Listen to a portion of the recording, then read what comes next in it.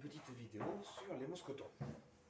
Donc les mousquetons, c'est ce qu'on appelle des connecteurs, tout comme les maillons rapides. Les maillons qui sont des sortes d'anneaux qui s'ouvrent par une sorte d'écrou, alors que ici le mousqueton, eh bien, il s'ouvre avec une vis, avec un ressort. Alors, l'anatomie d'un mousqueton d'abord, eh bien tout simplement il y a une partie ici avec le doigt qui s'ouvre, et de l'autre côté une autre partie qu'on pourrait appeler le dos. Ici nous avons le grand axe et là le petit axe. Donc qu'est-ce qu'on peut voir sur un mousqueton?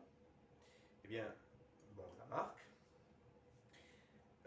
et ensuite des valeurs de résistance, sur la résistance du mousqueton, qui sont exprimées en kilonewtons.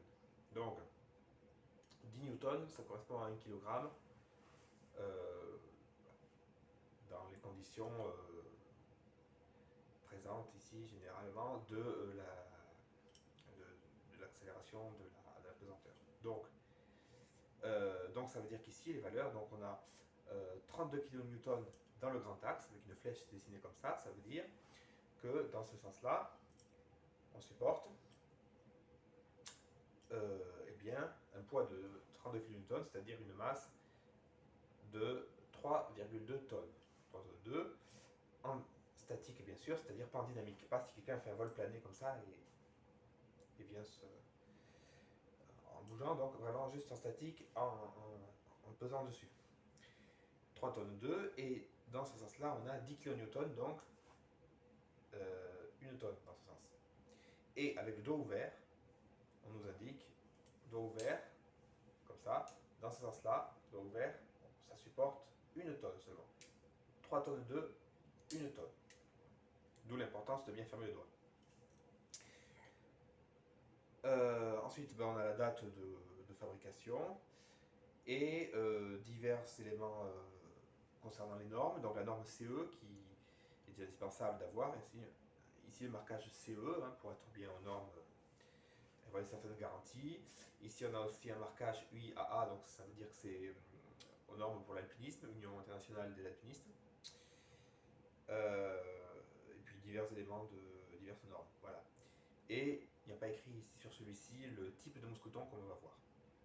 Voilà. Donc il y a différentes sortes de mousquetons, différents types. D'abord en termes de forme. Là nous avons un mousqueton de type D, de type B, pardon, type B ou en D, ou asymétrique, en forme de D parce qu'il a une forme de D ici.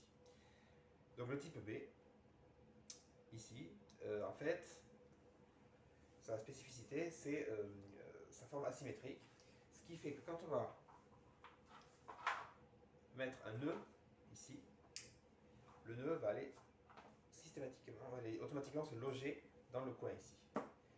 Et en fait, cette partie-là est moins résistante que celle-là, puisqu'ici il y a le doigt, donc le dos est plus résistant. Et là, le nœud va aller se caler contre le côté le plus résistant, et donc ça va maximiser la résistance pour celui qui est dessous. Et qui se pend dessous, ça va être bien calé. Voilà. Donc ça, on les utilise de préférence en spéléo, c'est ce qu'on va utiliser donc de préférence pour les amarrages, puisqu'en spéléo, les gens sont en permanence suspendus dessus, pendant plus ou moins longtemps, donc il vaut mieux être bien résistant. Donc le type D. Après on a un autre type ici, c'est le mousqueton de type H, ou HMS, c'est les initiales pour demi-cabestan en allemand. On l'appelle aussi mousqueton en poire ou piriforme, encore qu'ils ne soient pas toujours très piriformes, ça dépend des modèles. Donc, voilà, ici on a 2,5 tonnes dans ce sens de résistance, dans ce sens-là 1 tonne, avec le dos ouvert 700 kg. Donc déjà c'est moins résistant que celui-ci qui faisait 1 tonne. Ça on les utilise plutôt pour l'escalade, pour l'alpinisme. Quels sont leurs... alors quel est leur inconvénient? C'est que si on met un nœud ici, un nœud comme ça, le type 8, il va se loger ici, c'est-à-dire pas contre le côté le plus résistant, mais au milieu, enfin quelque part entre le côté résistant et le côté moins résistant. Donc, pour la personne qui est dessous, la résistance est moins importante, puis ça peut bouger, enfin c'est pas, ça n'optimise pas la résistance.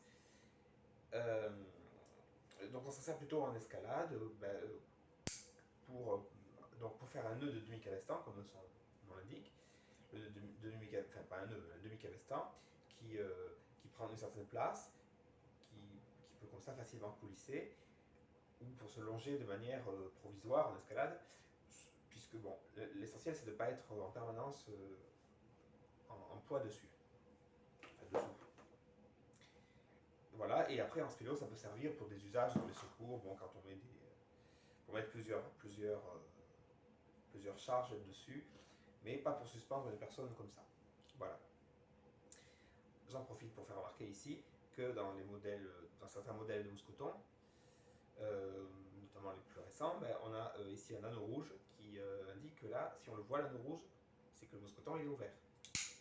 Donc pour la sécurité, il ne faut pas voir l'anneau rouge. Quand on ne le voit plus, c'est bon, on est fermé. Voilà, un petit truc. Et ici, on a bien un H qui indique qu'on est de type H. Là, c'est indiqué.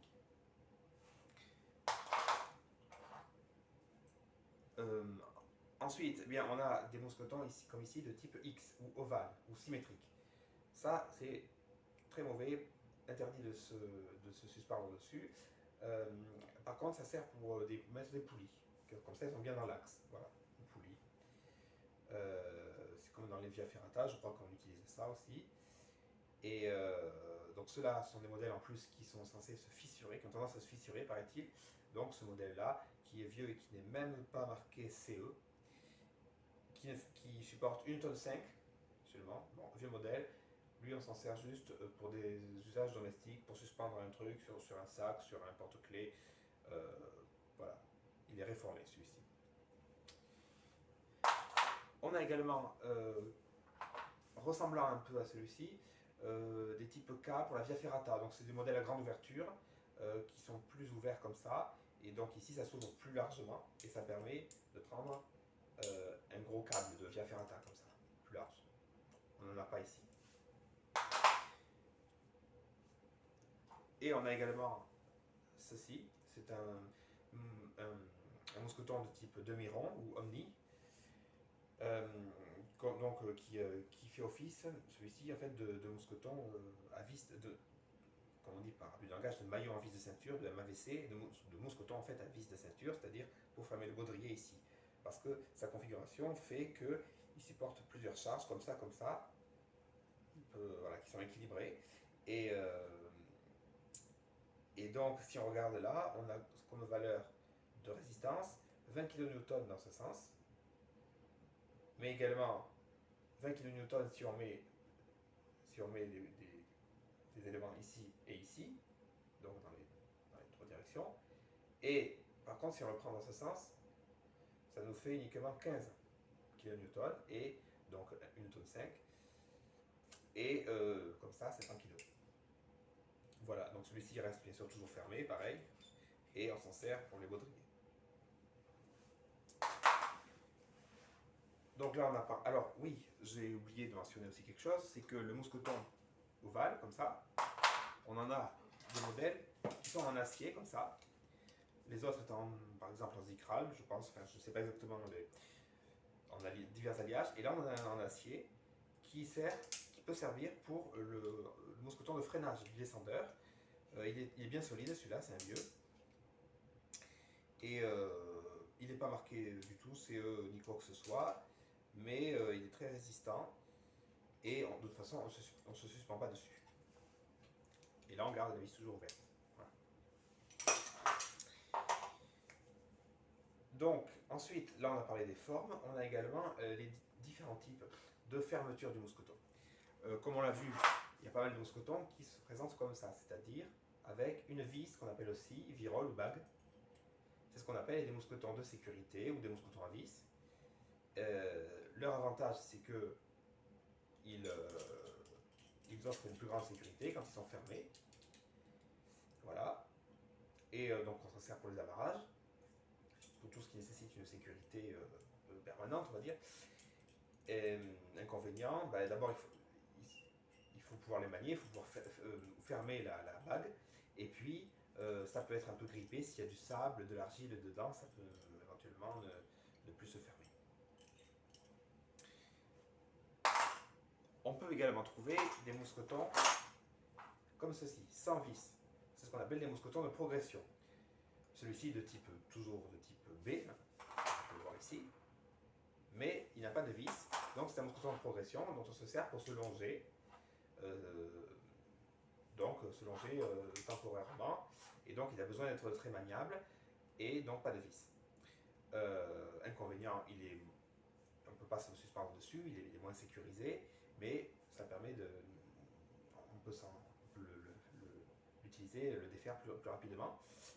Les valeurs de résistance, 2 tonnes 3 dans ce sens, 800 kg comme ça, seulement, et dans ce sens-là, ouvert, 900 kg.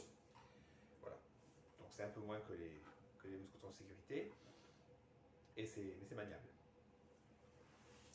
Des mousquetons comme ceci, il peut en exister aussi à doigts courbes, on ne s'en sert pas en spéléo parce qu'ils peuvent s'ouvrir facilement, on s'en sert en escalade. Bon. Et il y a une variante aussi, celui-ci, qui sert à longer la pédale dans le bloqueur, la poignée Jumar ou le basique, qui a des valeurs de résistance un peu inférieures. Voilà, mais quand même 2 tonnes dans ce sens. Et là, simplement, le doigt est sous forme d'une espèce de tige qui vient se mettre là-dedans, comme ça, alors qu'ici, il fait le tour. Voilà, petite différence. Celui-ci peut passer un peu plus partout dans des trous plus petits, il est plus maniable. Voilà, il est utile pour les opérations de dégagement d'équipier aussi. Voilà. Et enfin, on a un troisième type, c'est celui-ci. Donc là, c'est toujours un type D, bien sûr, mais il est semi-automatique. C'est-à-dire que là, on a non plus une vis, mais un mécanisme semi-automatique, c'est-à-dire que pour ouvrir, on est obligé de le prendre vraiment, de le tourner, de le garder comme ça, et de l'ouvrir. Et ensuite, si on le lâche, hop, il se ferme tout seul. Donc, c'est très utile. Quand on veut mettre en sécurité, c'est ce qu'on utilise pour le mousqueton de descendeur. Ça. Par contre, on s'en sert que pour ça, parce que ça, le descendeur, il reste tout le temps. Par contre, ça demande, c'est très sécurisé, c'est le plus sécurisé, mais ça demande évidemment d'être il faut avoir les 2 mains pour s'en servir. Il n'est pas maniable comme ça, et puis là encore, il peut bien sûr se bloquer s'il y a du sable ou de l'argile. Les valeurs sont, voilà, les valeurs de résistance, 33 tonnes dans ce sens. Donc c'est assez solide. Donc voilà, on a un petit peu un panorama des différents mousquetons.